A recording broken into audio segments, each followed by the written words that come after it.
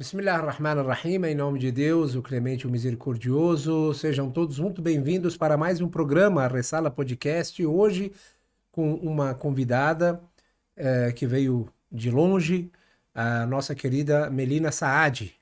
Ela é jornalista e analista política.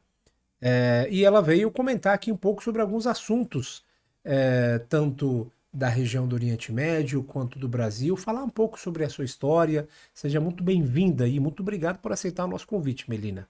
Olha, eu estou muito feliz, eu estou muito animada, né? Estou me sentindo em casa e é como você comentou antes de começar o programa, né? Agora eu estou do outro lado do balcão, eu sou acostumada a perguntar. Hoje quem Pois vai é, responder as perguntas sou eu. é você. É um pouco diferente, a sensação é um pouco diferente, mas se sinta em casa. Aqui você está bem tranquila e a gente quer, assim, o público que acompanha os nossos programas, ele sabe que a gente tem aí uma diversidade, né, nas pautas que a gente traz, assuntos políticos, históricos, entrevistamos vários convidados ao longo desse período, e gostaríamos de conhecer, né, um pouco aí da sua história, um pouco da sua profissão. Você é de origem, pelo sobrenome, de origem árabe, não tem como negar, né, E Melina? nem pela cara, né? Nem pela cara também, com certeza. Me fala um pouco como é que foi, enfim, de onde você é, como é que você chegou, né, a sua profissão de jornalista, né? Vamos lá, vou tentar fazer um breve resumo. Bom, meu nome é Melina Andres Saad, né? Uhum. O meu nome Já diz tudo. já começa a geopolítica me encontrar aí. Melina é um nome grego, Andres é um nome espanhol, que eu também tenho descendência espanhola, e Saad, que é o nome que eu mais amo, porque o povo libanês é um povo acolhedor, né? Um povo que luta. Sou Saad também. Com 10 anos eu já sabia que eu queria ser jornalista, Muito bom. muito por causa dos meus avós. Eu tive um avô espanhol casado com uma avó libanesa e eles gostavam muito de ler jornal. Eles acordavam com muita curiosidade para saber o que acontecia no mundo. A minha Sim. avó Hortência, mãe do meu pai, ela sempre comentava da questão da Palestina. Ela falava: olha só que coisa, os árabes ali tomando aquela água salgada. E meu avô Hum. também sempre com muita saudade da Espanha que ele sentia, né? Mas você sabe que a Espanha um vínculo muito forte ali com os árabes. Sim, os árabes ficaram ali na Península Ibérica Sim, sim. por mais de 600 anos, Sim, né? sim, sim. E até rolava essa discussão entre os meus avós: pô, nós dominamos vocês, né? Sim, sim, Né, hoje em dia a Espanha tá cheia de árabe, né? Nas ruas sim, de Madrid sim. você ouve as pessoas falando em árabe. E eu, naquele ambiente, né, ia todo domingo à casa dos meus avós, via meu avô lendo o jornal, ele lia o Estadão, e com 10 anos eu já sabia, quero ser jornalista. Isso lá nos anos 70, 80, mais ou menos, 80, é. 80, Nasci em assim. 82. Aliás, Sim, sim. nasci num ano que Israel fazia uma operação violentíssima ali no sul do Líbano, Sim, né? foi o ano da invasão. O ano da invasão. Inclusive, Beirute foi a primeira capital árabe a ser invadida pelo Estado sionista, né? E aí, nesse ambiente, você já acompanhava ali a sua família, Uhum. acompanhando as notícias, né? Você já cresceu assim, né? Cresci assim. Eles gostavam também muito de futebol, mas não foi uma coisa que eu me ative muito. Mas ao internacional, sim. E aí recebia, né, é, família da Espanha. Eu via que tinha algo além do Brasil, né? Com 15 anos eu quis estudar na Inglaterra. Meu pai prontamente, né, meu pai sempre gostou muito, né, de proporcionar estudos. Aliás, assim, uma coisa que eu via muito era o meu pai lendo em casa. Isso despertou, Perfeito. porque a gente é aquilo que os pais são, Com né? certeza. Nós somos, como diz a Os filhos música, são o espelho, né? são o espelho, são o sintoma. E hoje em dia, se eu sou uma grande leitora, é porque eu via o meu pai lendo, né? Sim. Via todos os dias, isso é muito importante, né? Então, mas aí fui estudar, fui morar na casa de uma tia, que a minha tia queria ser irmã do meu pai, ela queria ser jornalista, queria trabalhar na Band, e aí falaram, e ela também é SAAD, falaram para ela: olha, se você souber inglês, Opa. saúde, se você souber inglês, você vai ter um trabalho aqui na Band. Ela Hum, foi para a Inglaterra para trabalhar como au pair. E aí se apaixonou por um iraquiano, casou com o iraquiano, ficou na Inglaterra, nunca mais voltou. E eu fui para a casa dessa tia, Ali na Inglaterra, em Londres. em Londres. E aí, Legal. assim, aquilo tudo me apaixonava muito, né? De ver outras pessoas, E Londres é uma cidade muito diversificada, né? Uma muito cidade cosmopolita. cosmopolita, tem uma comunidade árabe muito grande lá, né? Sim, muito. E aí voltei para o Brasil depois de alguns meses, mas com aquela sementinha, né, do internacional que eu sempre gostava muito. Depois me formei em jornalismo, fui estudar na Espanha. Adivinha o que aconteceu na Espanha? O Do que? ano de 2004. Cheguei no dia 10 de março, no dia 11 estourou aquela bomba em Atocha, Meu que foi um Deus. ataque terrorista, matou muitas Sei. pessoas. Foi até um acontecimento muito significativo, porque depois dessa bomba eles iam ter uma eleição, mudou o resultado da eleição. Tinha um candidato do PSOL, né, PSOE, né, que é o Partido Socialista, estava na frente, quem acabou ganhando foi o de direita, porque eles não sabiam se era o pessoal separatista lá do País Basco ou se eram o pessoal do Iraque, por conta da posição que a Espanha estava defendendo. Sim, sim. São Enfim, grupos terroristas, tinham né? grupos É terroristas. 2004, isso, ou seja, depois de 2003, depois da queda do regime do Iraque, né? Exatamente. Então estava ali naquele momento lá, Al-Qaeda, 2001 foi o atentado, né, Sim, das Torres Gêmeas, né? aquilo mudou completamente, Pois mas é é. importante a gente dizer, não é que assim eles nunca olharam feios para os árabes, eles olhavam sim, porque quando eu tinha 15 anos, em 1997, que eu fui para a Inglaterra, eu lembro que a pessoa da imigração que conversou comigo falou, Saad, Arabian Connection, isso aí foi antes do atentado. Então, Sim. quando aconteceu o atentado, foi aquilo que eles Já já, começaram a conectar, sim, né? começaram a conectar, assim. Sim. Então, enfim. E na Inglaterra eu também ouvia muito que assim havia um preconceito contra os árabes, assim, contra árabes, contra indianos, né? Sim. Porque eles não acham que nós somos brancos, né? Sim, sim. Eles É, acham na que assim, verdade, assim, existe uma perseguição meio que midiática, né? A gente consegue ver isso porque a gente entrevistou vários especialistas, inclusive do ramo da mídia, jornalistas, até mesmo cinema, filmes. Existe uma perseguição contra os árabes, de uma forma,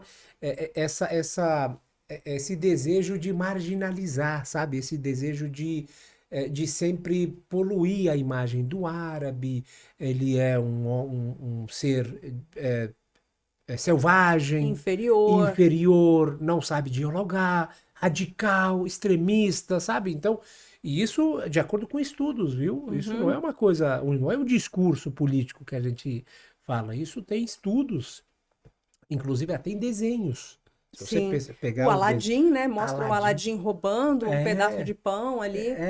vários filmes, vários desenhos, sempre ali são vinculando o árabe com alguma coisa negativa, né? E aí, quando você fica lá o tempo todo assistindo, acompanhando, vendo aqueles filmes, não sei o quê, quando você se conecta com um árabe, com uma pessoa, a gente teve o professor o Reginaldo Nasser, Foi meu professor que na foi pós-graduação. exatamente que você uma grande saudação, inclusive, para o professor Reginaldo. Ele falou que, meu, por causa do meu sobrenome, eu fui interrogado na França é, por várias horas, E né? olha que ele tem os olhos verdes, né? Ele não passa por um. Eu sei, Fisionomia no árabe. Líbano tem muitas pessoas com os olhos claros. Até eu Sei, tenho uma sei, irmã com os olhos verdes, tenho uma tia que tem os olhos lindíssimos sei. também, verdes. Mas enfim, aí voltando à história, eu fui estudar na Espanha. Aí eu tive a oportunidade de cobrir esse atentado que, assim, para uma menina de 20 anos que acabou de terminar a faculdade, eu liguei para a rádio que eu trabalhava, Você já era jornalista? já era Já jornalista. Eu era. entrei com 17, saí com 20 da faculdade, Uhum. 21. E aí eu liguei para a Rádio Eldorado, olha, estou em Madrid, vocês querem? E aí fiz algumas coberturas. Aquilo ali foi, né, Que legal. muito marcante na minha vida. Legal no sentido de Experiência. experiência, E né? você sabe que Realmente. naquela época em Madrid, quando teve, claro, muitas pessoas morreram, a cidade fica traumatizada. Sim, Você não podia deixar nenhuma sacolinha ali do lado, que eles já achavam que era bomba. sim, Eles sim, viveram na pele, né? Aqui no Brasil a gente não tem isso, graças a Deus, a gente não sim. tem terrorismo, a gente não tem guerra. Talvez por isso as pessoas não se preocupem tanto quanto eu brinco que de manhã cedo o inglês ele acorda, ele quer saber o que está no jornal, né? Porque Sim, aquilo vai sim. impactar na vida dele. A gente sempre fala, viu, Melina, que graças a Deus o brasileiro não entende. E tomara que nunca entenda Tomara a que nunca entenda. dor de uma guerra. Não é fácil. Guerra é dor, é difícil. Imagina, ontem eu estava vendo uma cena de um pobre palestino, né, habitante de Gaza, sabe, tão deprimido, gritando, né? Meu, falando que a gente está 2 anos. A gente está 2 anos saindo de uma tenda para outra, enfim, sem vida, sem rumo, sem nada, pedindo para o mundo fazer alguma coisa, né? Eu acho que E falta identificação humana. é, Falta assim ver que é outra pessoa ali. sim, Vou fazer um paralelo aqui. Quando começou o conflito na Ucrânia, eu ouvi um repórter inglês falando assim, there are white people dying, quer dizer, tem gente branca morrendo, ou meu seja, porque Deus. ele é branco, ele se viu no outro. E quando eu vejo palestinos morrendo, quando eu vejo aquelas cenas, que é uma coisa muito terrível, né? Quando eu fico sabendo que uma criança foi amputada sem anestesia, e eu vejo que eles têm os meus traços que podiam, eu também sinto. Mas Uhum. eu acho que isso poderia ser com qualquer pessoa, independentemente dos Lógico, traços. sim, sim, sim, Independentemente se é só você ver o que acontece na África. sim. Parece que assim as pessoas ficam sabendo, até a imprensa não gosta. Pois é, o que eu ia falar é isso, justamente. A imprensa, o jornalismo, ele atua muito nessa área, né?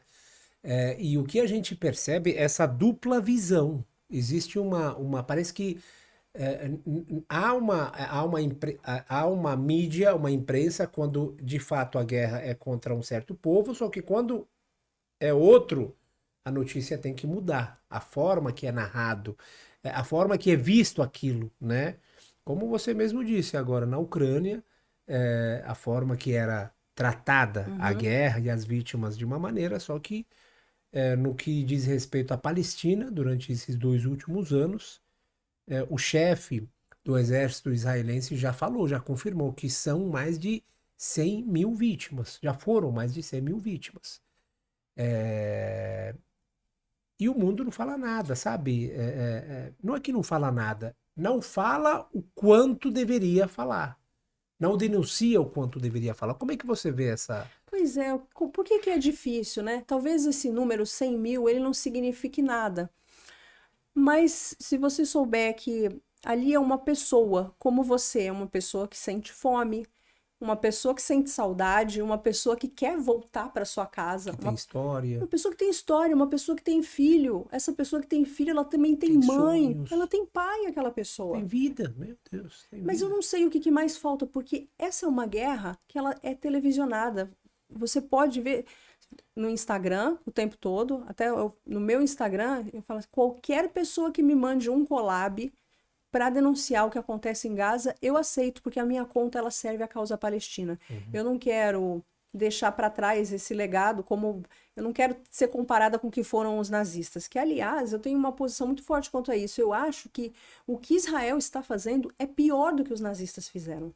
Porque na época do nazismo, você podia ser uma pessoa boa, que faz as suas coisas, que tem a sua família, que gosta dos outros, que se preocupa com os outros e não saber o que está acontecendo, como mostraram naquele filme Zona de Interesse. Não sei se você teve a Não, oportunidade eu de ver ainda esse não filme. assisti, eu já assisti É uma bastante filme. família, Sim. que essa família fica numa casa luxuosa, ao lado de um campo de concentração. Ah, Então, sim, sim, sim. é um pai, uma mãe, um Sim, sim, filho, eu vi meu, esse. E o menino ele faz uma amizade, né, com uma sim, das crianças que está lá do outro do outro lado. lado, né, naqueles campos de concentrações. É assim, tudo que você falou é realmente muito triste, né? Realmente o que está acontecendo com o povo palestino, se não for igual, é pior. É pior. Para mim, o auge da política externa do presidente Lula foi quando ele comparou ao Holocausto, porque é. O judeu de hoje é o palestino. Me desculpe a comunidade judaica, Uhum. né? Tenho muitos amigos judeus, pessoas brilhantes. Muitos dos meus amigos, aliás, só tenho amigos que são contra o genocídio. Sim, sim. Mas você sabe que nem todo judeu é sionista. Sim, E nem todo sionista é judeu. Existe uma ideologia que a gente sempre fala, que a gente sempre afirma, que recusa esta matança, estes massacres. Desculpa, que está alinhada com estes massacres, não recusa. O judaísmo mesmo, o Torá, os ensinamentos do profeta Moisés, que inclusive é um profeta reverenciado pelos Uhum. muçulmanos, recusam estes massacres, este genocídio que acontece, né? Portanto, o que não é uma guerra religiosa. Eles tentam sempre falar Uhum. que é uma guerra religiosa, tal, mas não é. É uma guerra de poder. Eles querem ali o território eles não querem que aquele povo esteja lá. Eles querem expulsar. Divide ele. Parece que são peças, sabe? Divide ele em países árabes. Tem 15 países árabes. Divide esse povo entre os países. Eles negam que esse povo tem cultura, tem história, tem origem, tem famílias, né? A pessoa tem apego à sua É terra, né? lógico, sim, Aqui a gente vê sim, menos isso no Brasil, sim, mas assim, a pessoa não quer sair da sua casa e ela tem o direito, sim. né? Eu sempre falo isso para algumas pessoas que elas têm um pouco de dificuldade de entender, porque tem gente que está vivendo, que está planando, assim, está alienado com o que está acontecendo. Imagina que você tem a sua casa, tá? Você tem uma casa, você fala, como é a minha casa? Minha casa tem 2 quartos. Sim. E eu chamo alguém para morar nessa casa, tá? Essa pessoa ela não tem casa, tá? Como o povo de Israel, eles não tinham casa, eles ficavam vagando pelo mundo. Tá, você vai ficar no quarto de hóspedes. Daqui a pouco, esse hóspede que tá ali no quarto, na minha casa, tá na minha casa, não tô na casa dele, ele quer o meu quarto e ele me tira do meu quarto. Daqui a pouco, ele quer a minha cozinha, ele quer o meu banheiro. E daqui a pouco ele me bota para fora de casa. É isso que está Exatamente. acontecendo com o povo palestino. É exatamente esse exemplo que eu dou sempre para as pessoas entenderem de uma maneira bem simples, sabe? Imagina alguém chegar, tirar você da sua casa e ainda negociar, falar que, olha, essa casa aqui é o seguinte, ó, a metade é sua, que metade? 90% é minha Uhum. e 10% é sua. E ainda você vai viver sob essas E condições, tem né? mais. E sabe quem disse isso? Ó, Deus. Quem É, está do nosso lado? é Deus. Deus, sabe? É. Justificar isso tudo com mandamentos divinos. Isso que é uma coisa bem, bem chata, né? As pessoas não conseguem compreender, né? Aliás, eu queria até falar sobre o péssimo desserviço que a igreja evangélica tem feito no Brasil. Porque a igreja evangélica, ela estuda a Bíblia toda, né? Eu posso dizer, porque eu estou há muitos anos na igreja evangélica, cristão maronita, né? O Sim, libanês é sim, cristão maronita. sim. Então, o que que eles falam para justificar que o judeu é um ser superior? A historinha de Abraão, né? Abraão, o pai da fé, Deus deu uma promessa para Abraão: sai da tua terra e da tua parentela e vai para a terra que eu vou te mostrar. Abraão sai daquela terra e ele se casa com uma mulher que se chama Sara. E essa mulher não pode ter filhos. Aí eles viram que eles estavam envelhecendo, né? Ela principalmente, olha, eu vou dar um jeitinho. Sara deu um jeitinho brasileiro. Se deita com a nossa serva Agar. E ele se deita com Agar e tem o filho Ismael, que é filho de Abraão, com a serva. Passam-se alguns anos, Sara já com 90 anos, veio as regras, ela se deita com Abraão. E aí nasce Isaac, que é o filho da promessa, Sim. de acordo, né, com o Antigo Testamento. E aí o filho da promessa deu origem ao povo judeu. E nós, o povo árabe, seríamos filhos de Ismael, que é o filho da Da serva, empregada. sim, sim. E daí já começa, né? Já começa, pô, eles são da promessa. Então, Eles são eles inferiores. são A gente é inferiores. superior.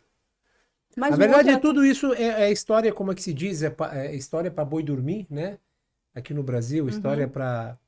É tudo uma questão de ficar justificando.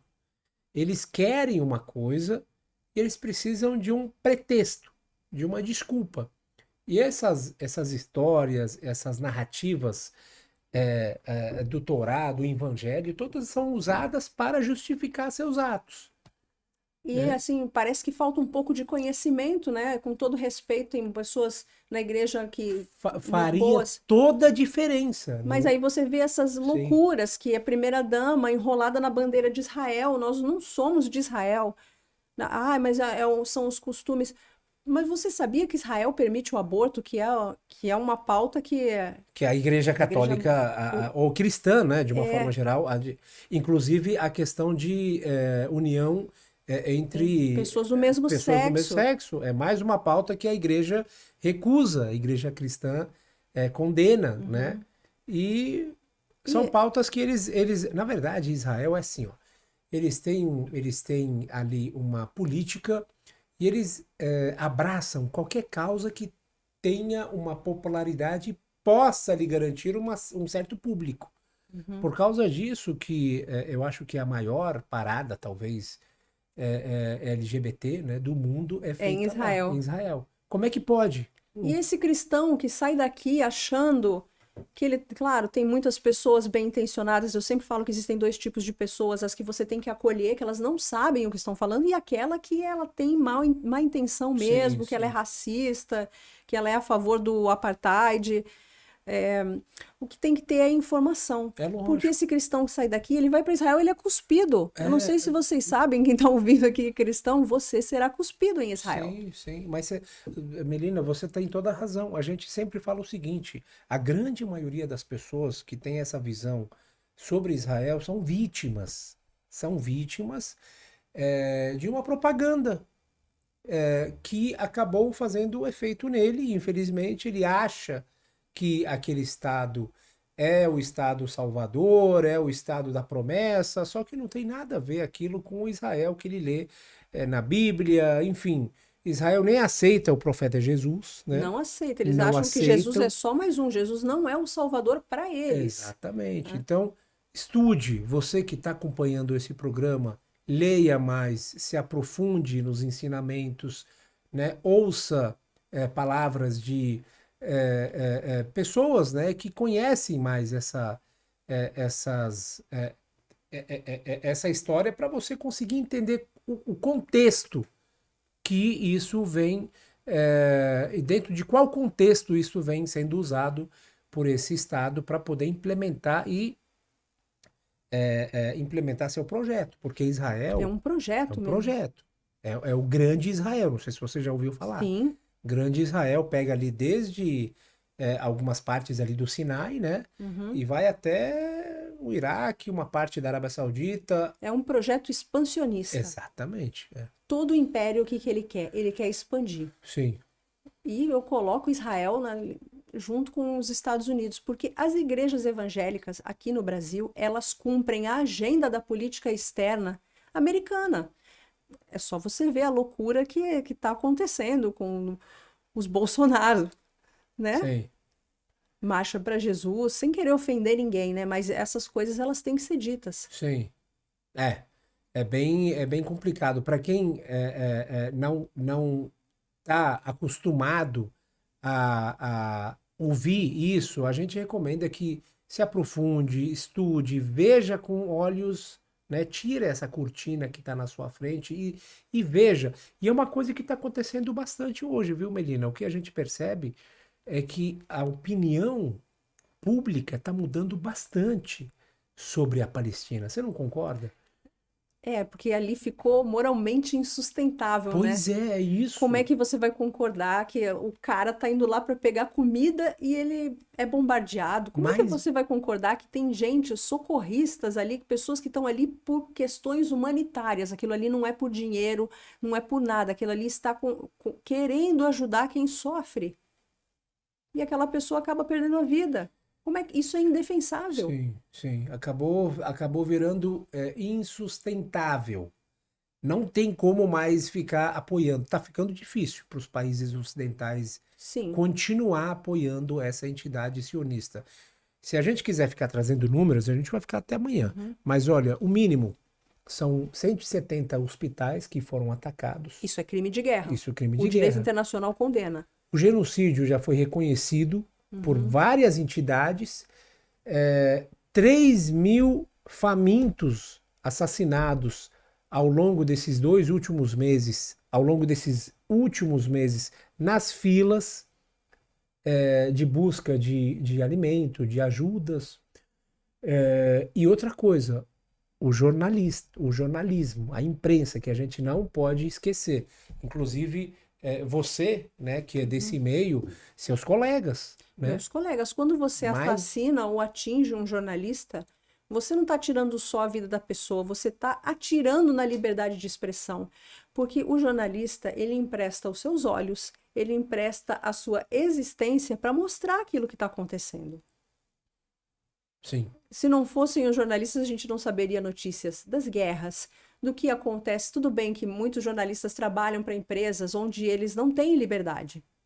Eu já trabalhei para essas empresas onde eu não tinha liberdade. Eu já trabalhei em empresas que eu trabalhava na editoria de internacional, que o que a gente fazia era simplesmente pegar, chegavam fitas das agências internacionais, que geralmente eram de países europeus ou americanos, e você traduzia aquilo ali.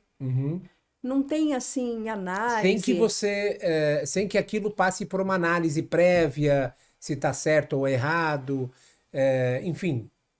E outras vezes a ideologia já estava lá, você tem que traduzir e publicar, pronto. Sim, você pode usar...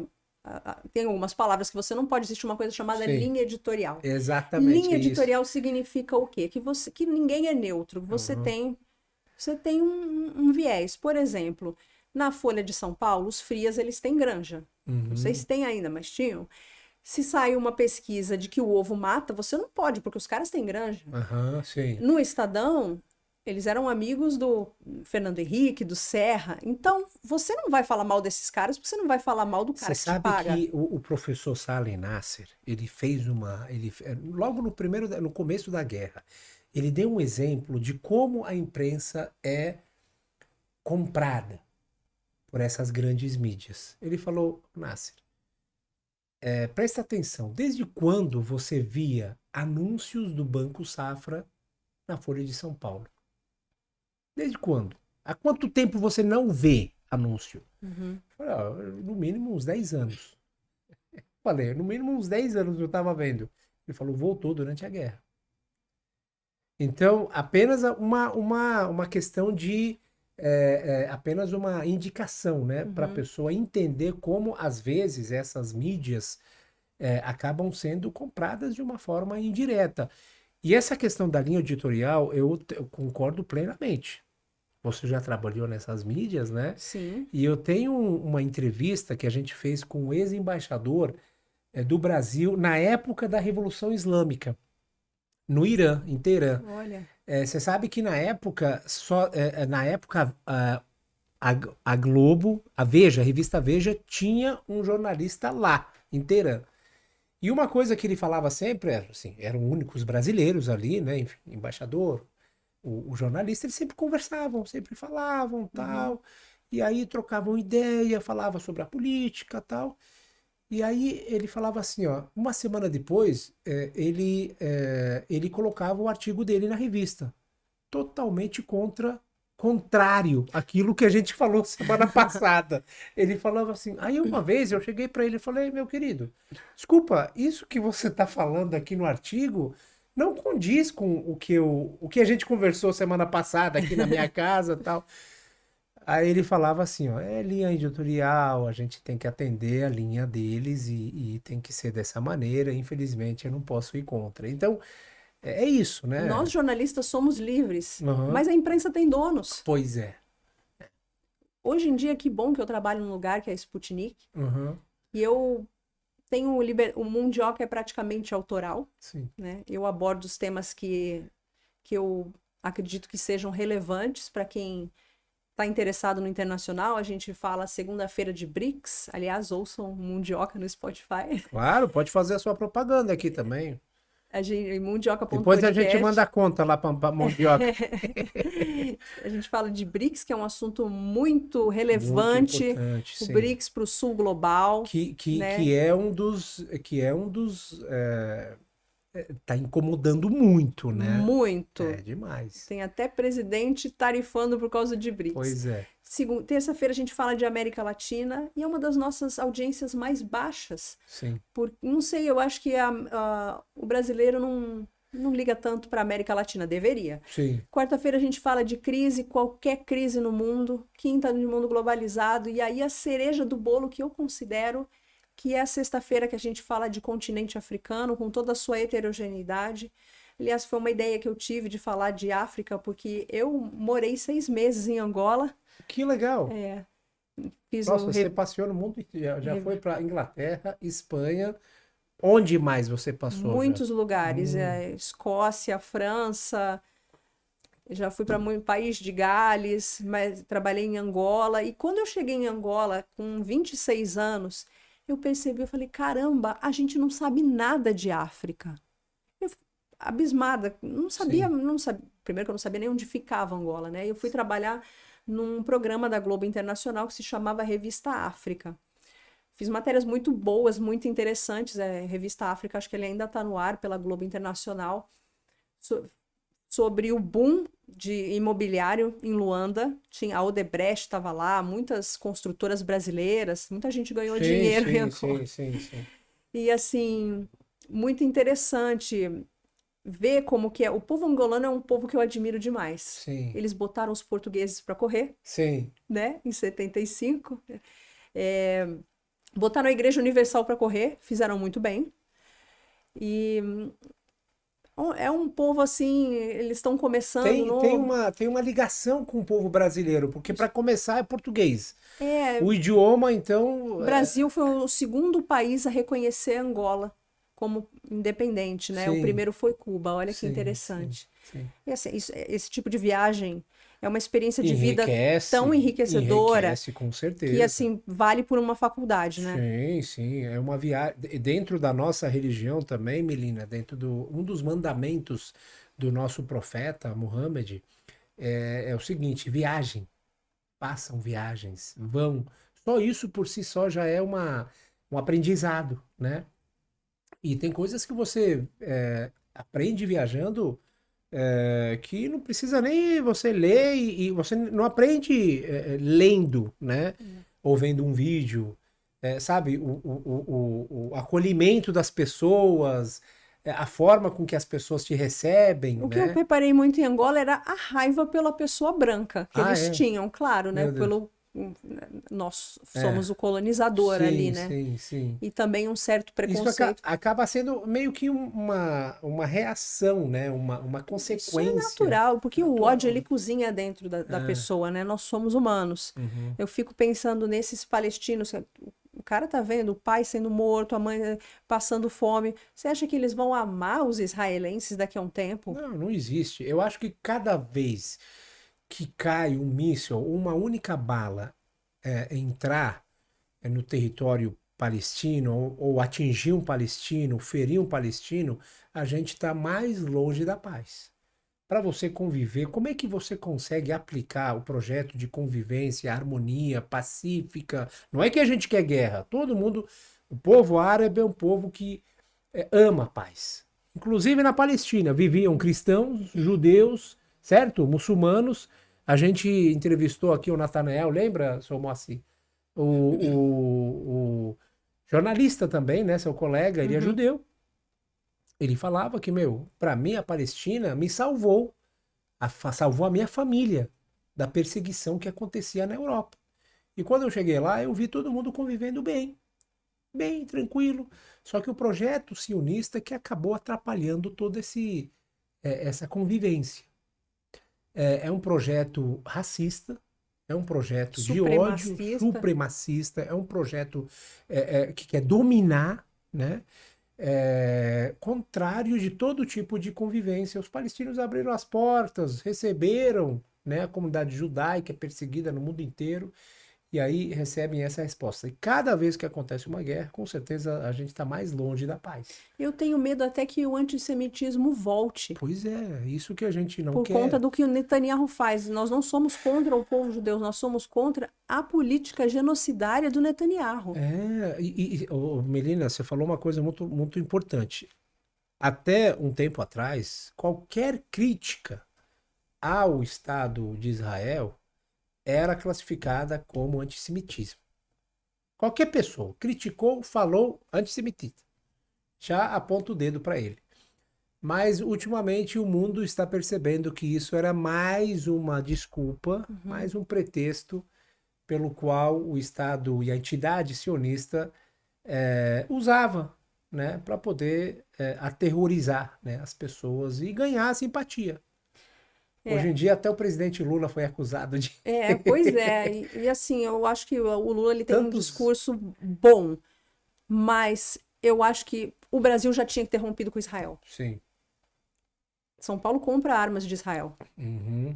Não adianta você só falar que você tem que, com as suas ações, elas têm que estar alinhadas com o seu discurso. Essa é Sim. uma crítica que eu tenho ao presidente Lula. Pois é. Eu não sei por que que o governo está resistindo tanto. Tantos países já romperam, né? Uhum.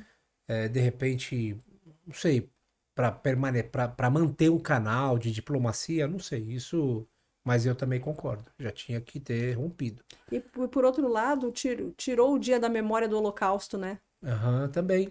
Isso eu achei absurdo. Aham, A não gente precisava. tem que lembrar, né? É lógico, lógico. Aliás, Qualquer vítima, seja muçulmana, seja judeu, qualquer pessoa que é injustiçada. O nosso profeta Muhammad, ele tem uma passagem que ele fala o seguinte: um fiel muçulmano deve estar do lado uhum, do oprimido, não do oprimido muçulmano, do oprimido cristão, qualquer oprimido, mesmo que seja infiel, mesmo que seja ateu, uma pessoa que tem seus direitos violados, eu, como muçulmano, devo estar do lado dele, defender o seu direito. é mais ou menos o que diz Jesus, né? Com Porque Jesus certeza. andava no meio das prostitutas, das mulheres que eram marginalizadas, né? Sim. Na época, Jesus estava no meio dos pobres. E Uhum. assim, eu falo que eu sou cristã, eu acredito em Jesus, mas é muito difícil uma pessoa ser cristã, porque Jesus ele trouxe duas propostas que são praticamente impossíveis de seguir. Uma é o perdão das ofensas e Uhum. outra é amar os inimigos. Sim, Quem consegue fazer isso? é difícil. Na vida real é muito difícil, mas estar do lado do oprimido, estar do lado do injustiçado é um dos mandamentos do Islã. Essas políticas, né, que são aplicadas por governos, por entidades que têm essa ganância por poder, pela riqueza. A gente sabe que o Oriente Médio é um dos lugares mais ricos Sim, de do mundo de petróleo. petróleo. E esse aí é mais uma resposta aí para quem pergunta por que que vocês vivem brigando? Por que que aquela região não é, É, menina? Por que que instabilidade sempre. é sempre? E você percebeu que isso aconteceu depois da Segunda Guerra Mundial. Sim.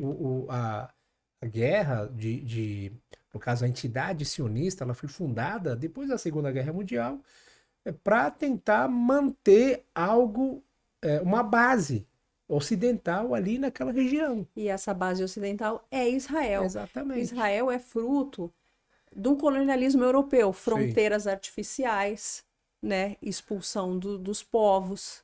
Até fizemos um programa, um mundioca sobre isso, o que o colonialismo europeu causou no Oriente Médio, porque onde teve colonialismo, tem as cicatrizes hoje, Sim. tem os problemas hoje, Sim. na Ásia, na Oceania, Todos os lugares. todos os lugares. Todos os lugares. E é uma resistência. O que está acontecendo ali na Palestina é um povo resistindo contra esse projeto. Infelizmente, tomara que isso chegue ao fim, né? Quanto antes. E aí eu queria, antes de finalizar, falar um pouquinho sobre o Brasil. Como é que você está achando o momento aqui no Brasil? Brasil que também não tem como, né? Está longe. Geograficamente a gente é longe, Uhum. só que a gente está no coração de todos esses acontecimentos, tanto na questão do Oriente Médio, que o Brasil vem sofrendo essa perseguição política, né, por conta do apoio do governo e do Brasil para com a Palestina, a questão do BRICS, né, que o Uhum. Brasil é um membro ativo, né, inclusive preside o BRICS neste ano. O que mais? É o maior país da América Latina. Enfim, como é que você está vendo o momento para o Brasil em Olha, meio a toda essa turbulência? olha, eu sou uma otimista, eu acho maravilhoso o Brasil estar no BRICS. Eu acho que nós estamos já em outro patamar. Você está ao lado de potências e nem Rússia, China, lado a lado. É uma conquista do presidente Lula, né? Porque nós vivemos 4 anos como párias e agora nós voltamos a retomar o nosso protagonismo. A condenação do presidente Jair Bolsonaro, isso é maravilhoso, né? Porque até quando os Estados Unidos vão interferir na gente? Já não bastou o golpe de 64? Sim. Né? O brasileiro tem que ter memória. Tem que lembrar disso, hein? Tem que ter memória, tem que se lembrar do seu passado para não cometer os erros no futuro, né? Nós somos um país novo, então não tem muito disso, né? Eu estive na Rússia o ano passado e eu fiquei assim maravilhada como eles se lembram da vitória da Segunda Guerra Mundial e celebram isso a todo instante, Todo ano. todo ano. Todo E ano. tem que ser Uma assim. nação que não lembra da sua história é uma nação morta. Uma nação que você quer manter viva é aquela que sempre lembra da sua história e de seus heróis. Infelizmente, é uma coisa muito difícil aqui no Brasil, a gente não vê essas celebrações, né, de uma maneira que tem que acontecer. O brasileiro não tem muito interesse nessa questão histórica, Pois é, né? deveria ter, né? Deveria Eu ter, espero que é a uma gente pena. comece agora. Agora está Eu se lembro falando muito. desculpa te cortar, eu lembro de um professor, ele falava assim, ó, o brasileiro conhece mais a história dos Estados Unidos e da Europa do que sua própria história. Infelizmente. Mas E é verdade. é isso mesmo. Ele conhece os pontos turísticos lá da Estados Unidos, não sei o que, a guerra civil de tal lugar. Mas, infelizmente, o Brasil, que é a sua pátria, né, a sua terra, não que ele não conhece, mas não, pelo menos não conhece como deveria, né? Não conhece como deveria, mas eu espero que essa nova geração tenha mais orgulho. Essas palavras, autonomia, soberania, pelo menos agora Exatamente. se fala. Sim, Não se falava antes. sim. E a nossa elite ela é muito brega. A nossa elite ela quer ir para Disney, ela quer se diferenciar dos outros comprando produtos importados. Que bom que é um tempo que se fala agora em descolonização. Não só descolonização dos países, mas também dos corações e das mentes. Sim. Vamos ter orgulho das nossas coisas, né? Claro, Tudo claro. bem que nós somos filhos e Esses netos dias. de imigrantes, mas eu Sim. sempre digo, eu sou brasileira, porque o meu Não, lugar todos. é o lugar da experiência, a minha Sim, experiência é todos aqui. somos brasileiros. Esses dias eu fiz uma viagem para Brasília, a gente chegou no aeroporto, acho que era 6 horas da manhã. Meu, mas tinha uma fila, eu acho que a gente ficou meia hora para entrar na área restrita. E aí a pessoa que estava do meu lado, ele falou assim, nossa, tão cedo e tão cheio assim? Eu falei, isso aí é resultado de uma política que até uns 10, 15 anos atrás, apenas a elite podia viajar. Você lembra? Uhum. Hoje em dia, qualquer pessoa, hoje em dia. E a elite não gosta, viu? Não gosta, pô, Quando chega lá pro aeroporto e vê o aeroporto cheio, eles não gostam.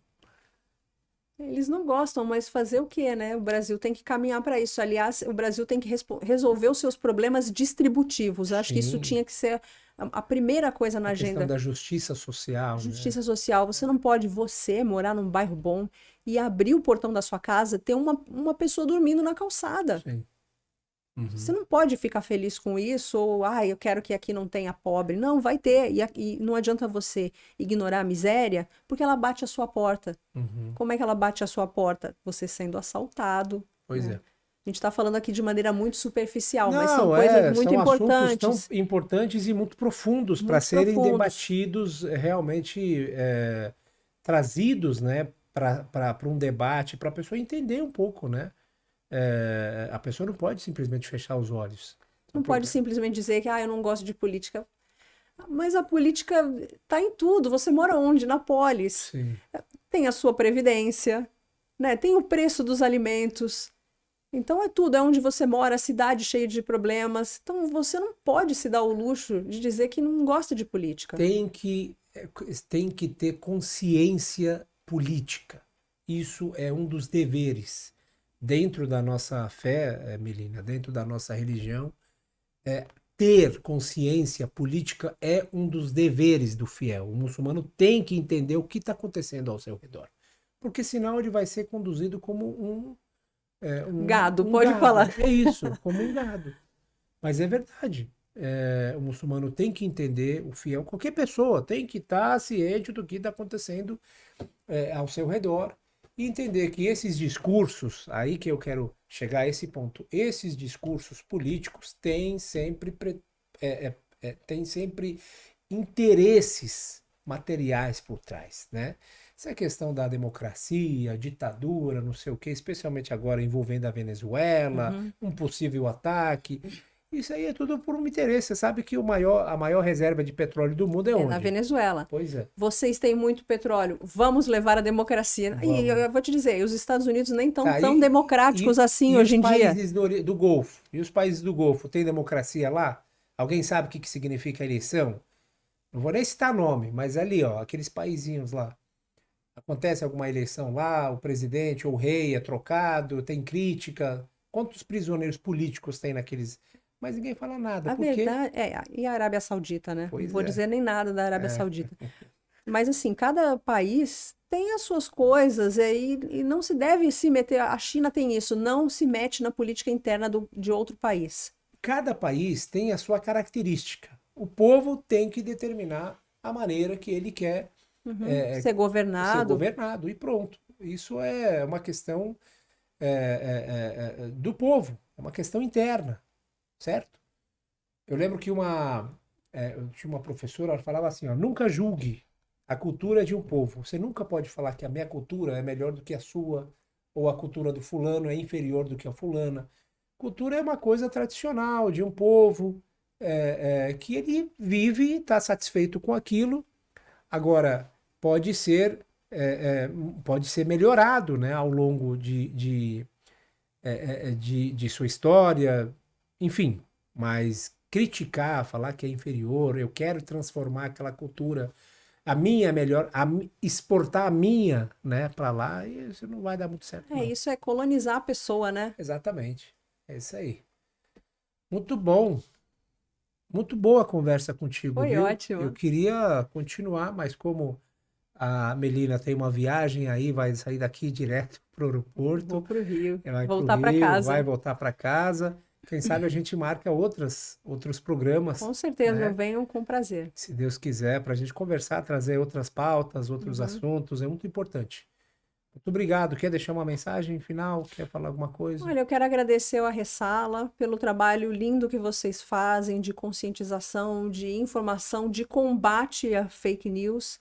Quero te agradecer, porque eu sou uma colaboradora do Ressala, faço isso com muito amor pelo trabalho e te agradecer pelo espaço aqui, por essa conversa que foi tão proveitosa. A gente sabe que a conversa é boa quando a gente ainda, opa, queria falar mais um pouquinho. Pois eu estou me segurando aqui, porque eu vejo um relógio lá, não quero que você perca o Somos seu... escravos do relógio, mas foi Pois muito é. bom, eu te agradeço. Eu queria deixar uma última frase para quem está ouvindo a gente.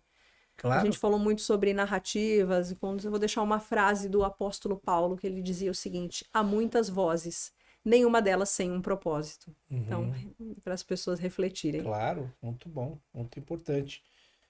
E que a voz da verdade sempre prevaleça, se Deus quiser. Obrigado pelas Obrigada. palavras, obrigado pela presença, obrigado por aceitar o nosso convite. Obrigado a todos vocês, queridos irmãos e irmãs, por acompanharem mais um programa. Até o próximo episódio do Arresala Podcast. Que a paz e a bênção de Deus esteja com todos vocês. Wassalamu alaikum wa rahmatullahi wa barakatuh.